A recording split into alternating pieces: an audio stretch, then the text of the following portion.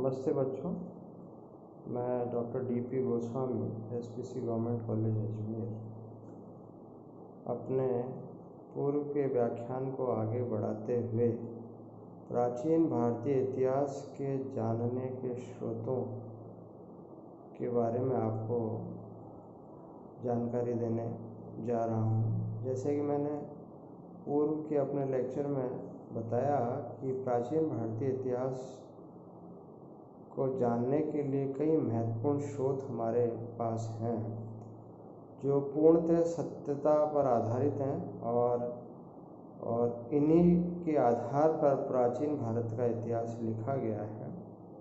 अध्ययन के दृष्टिकोण से हमने इनको दो भागों में बांट रखा है, पुरातात्विक स्रोत और साहित्यिक स्रोत।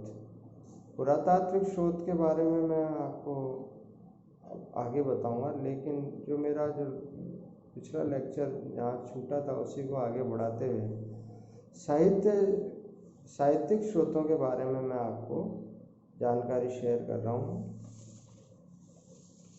प्राचीन भारतीय इतिहास को जानने में वैदिक साहित्य और धार्मिक साहित्य के अलावा ऐसी अनेक पुस्तकें भी हैं जिनकी सहायता से प्राचीन भारत के इतिहास का लेखन किया गया है। और इनमें से जो सबसे महत्वपूर्ण जो पुस्तकें हैं जिन्होंने धार्मिक साहित्य के साथ साथ इतिहास लेखन में अपनी महत्वपूर्ण भूमिका अदा की हैं, वे हैं जातक कथाएं। जातक कथाएं भगवान बुद्ध से संबंधित कहानियां हैं। इनकी संख्या 550 है और ये 550 कहानियां कहीं न कहीं ऐतिहासिक महत्व को दर्शाती हैं। इसके अलावा जैन साहित्य में जो घटनाक्रम लिखे हुए हैं वे भारत के विभिन्न प्रांतों की जानकारी देने में सहायता करते हैं। धर्मशास्त्र और स्मृति ग्रंथ जो हैं वो आम जन को कौन से कानून और नियम को पालन करना है उसके बारे में जानकारी देते हैं। ये न केवल जनता को वरन राजा को किन नियमों की पालना करनी है इसके बारे में भी ये जानकारी देते हैं। धर्मशास्त्र यदि देखा जाए तो वर्तमान संविधान की भांति था, जो कि 600 से 200 ईसा पूर्व के मध्य में लिखे गए और इन धर्म सूत्र ग्रंथों से न केवल समाज को संचालित किया जाता था वरन राजा भी उन्हीं के नियम को मानता था और उन्हीं के अनुसार अपना कार्य करता था। इसके अलावा प्राचीन भारत को जानने के लिए जो महत्वपूर्ण पुस्तक है वो चाणक्य द्वारा रचित अर्थशास्त्र है, जो कौटिल्य के नाम से भी विख्यात हुआ। इसने ये पुस्तक मौर्य शासनकाल के दौरान लिखी। इस पुस्तक के कुल 15 अध्याय हैं और ये 15 के 15 अध्याय इतिहास के दृष्टिकोण से अत्यंत महत्वपूर्ण है, क्योंकि ये कहीं न कहीं राजनीतिक राजा को किन नियम कानून की अनुपालना करनी है और करवानी है उसका स्पष्ट इसमें उल्लेख है। इसके अलावा समाज और आर्थिक स्थिति के बारे में भी इसमें विस्तार से जानकारी मिलती है। यानी कि मौर्य शासनकाल के को जानने में कौटिल्य के अर्थशास्त्र का बहुत महत्वपूर्ण योगदान है।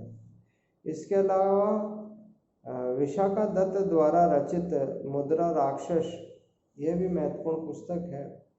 इसमें तत्कालीन समाज और संस्कृति के बारे में बहुत अच्छी जानकारी मिलती है। इसी प्रकार से प्रसिद्ध साहित्यकार कालिदास द्वारा रचित मालविकाग्नि मित्रम, यह पुष्यमित्र शुंग के कार्यकाल की संपूर्ण जानकारी देती है। अर्थात इन पुस्तकों से काफ़ी सहायता मिलती है इतिहास को जानने में। इसी प्रकार से भाष और शूद्रक द्वारा रचित जो नाटक और कविताएं हैं वे ऐतिहासिक तथ्यों पर आधारित हैं और ये इतिहास की जानकारी देते हैं। इसी तरह से बाणभट्ट द्वारा रचित हर्ष चरित्र कई ऐतिहासिक सच्चाइयों पर प्रकाश डालती है। गोडवाहा द्वारा रचित वाक्पति जो है वो कन्नौज के शासक यशोवर्मन द्वारा किए गए शोषण का खुलकर उल्लेख करती है। इसी प्रकार से विक्रमादेवा चरित्र जो बिल्हण द्वारा रचित किया गया, यह चालुक्य शासक विक्रमादित्य के शासनकाल की विजयों का उल्लेख करती है। कहने का तात्पर्य है कि हर पुस्तक अपना महत्वपूर्ण योगदान दे रही है। इसके अलावा कई जीवन कथाएं लिखी गई जिससे इतिहास को जानने में बहुत ही बड़ा योगदान मिलता है। इनको यूँ कह सकते हैं कि ये प्राचीन भारत को जानने में इन्होंने बहुत महत्वपूर्ण भूमिका अदा की है। उदाहरण के लिए कुमारपाल चरित्र जय सिंह द्वारा रचित, महाकाव्य हेमचंद्र द्वारा रचित है, हमीर महाकाव्य नैनचंद्र द्वारा रचित है, नवा सहस्र चरित्र पद्मगुप्त द्वारा रचित है, भोज प्रबंध भाई ये लिखा है बिलाल द्वारा। इसी तरह पृथ्वीराज चरित्र जिसे हम पृथ्वीराज रासो भी कहते हैं, ये चंद्रवर्दाई द्वारा रचित है। ये सारे के सारे जो आत्मजीवन कथाएं हैं ये न केवल राजा के शासनकाल का उल्लेख करती हैं बल्कि वहाँ की सामाजिक, सांस्कृतिक और आर्थिक दशा का भी उल्लेख करती है, जिससे इतिहास लेखन को बहुत बड़ा मतलब एक आधार मिलता है। आधुनिक इतिहासकारों ने कल्लण द्वारा रचित राजतरंगिणी को आधुनिक इतिहास की भांति माना है, क्योंकि इसमें वर्तमान इतिहास की भांति तिथिवार क्रमबद्ध रूप से इतिहास लेखन किया गया है, जो आज के इतिहास का आधार है। जैसा कि मैंने अपने पूर्व के व्याख्यान में बताया, इतिहास लेखन उस काल में जो मतलब भारतीयों ने लिखा उसमें तिथि का पर इतना बल नहीं था जितना घटनाक्रम और उसके सांस्कृतिक और आध्यात्मिक महत्व पर था। और जैसा कि मैंने पूर्व में भी कहा, वर्तमान सभी समस्याओं का यदि कोई निदान है तो वो केवल और केवल आध्यात्म है, जिसकी सहायता से मनुष्य अपने मन पर काबू करके बड़ी से बड़ी समस्याओं का समाधान कर सकता है। तो राजतरंगिणी जो कल्हण द्वारा लिखी गई, ये वस्तुतः देखा जाए तो आधुनिक इतिहास की श्रेणी में आता है। इसके अलावा दक्षिण भारत के इतिहास को जानने के लिए जो संगम साहित्य लिखा गया, ये अपने आप में बहुत बड़ा साहित्य था।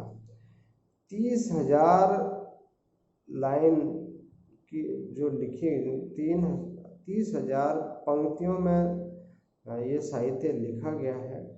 ये छोटी और बड़ी कविताएं हैं। इसके मूलतः दो भाग हैं। इसको दो भागों में बांटा गया है, पत्नी किलकनाकु और पतत्तु पत्तु। ये दो भाग हैं जो दक्षिण भारत के विभिन्न शासकों की और उनके वंशों का उल्लेख करती हैं। संगम साहित्य 4वीं शताब्दी तक के इतिहास की जानकारी देता है। यानी कि दक्षिण भारत के इतिहास को यदि जानना है तो संगम साहित्य का बहुत बड़ा योगदान है। बच्चों,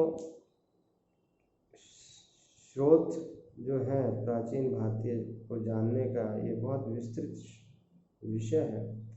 इसीलिए मैं केवल आज आपको अपने इस भाग 2 में इतना ही बता रहा हूँ। कल मैं अपने भाग 3 में इस स्रोत के संपूर्ण जानकारी देकर इस चैप्टर को अपन बंद करके फिर नया चैप्टर लेंगे।